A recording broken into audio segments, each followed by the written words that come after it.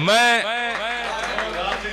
जिस शहर नूं दावा देन लगा ये पंजाबी अदबी प्रचार दी और रीढ़ दी हड्डी है, बल्कि उसे दे सिर ते ये वल्ला पंजाबी अदबी प्रचार ते आए सिस्टम ते आए मेला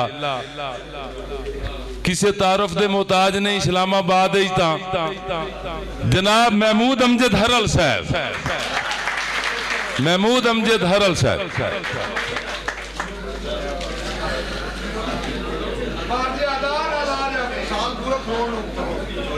मार सादिक आया होता तो गज़ल वो हिक्का सुनैनी है जी अगे हुण तो तुसां नहीं सुनी।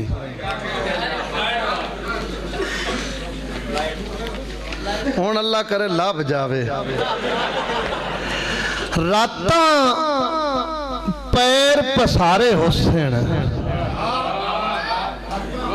रातां पैर पसारे हुसैन, भुखा नाल गुजारे हुसैन।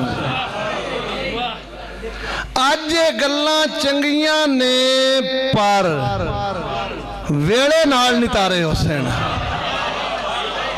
अज गल्लां चंगियां ने पर वेले नाल नितारे हुसैन। मेरे बाद तरंजना दे विच, मेरे बाद तरंजना दे विच गल्लां मेरे बारे हुसैन। मेरे बाद तरंजना दे विच गल्लां मेरे बारे हुसैन।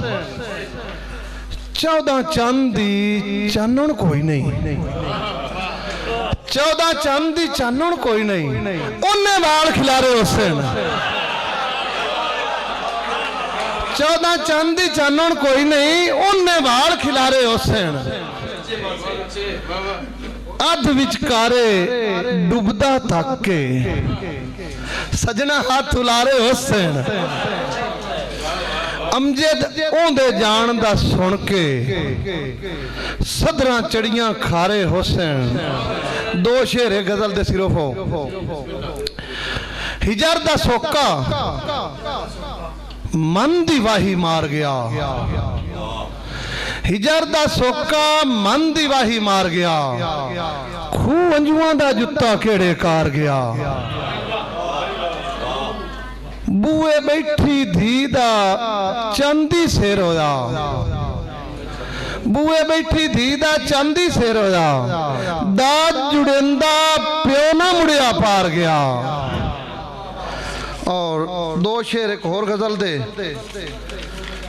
नहीं एडे भी लम्बे नहीं करदा। बन गए हिजर तू आखे च फुले, मुड़ भी ना उस दर्द फरोले। बन गए हिजर तू आखे च फुले, मुड़ भी ना उस दर्द फरोले।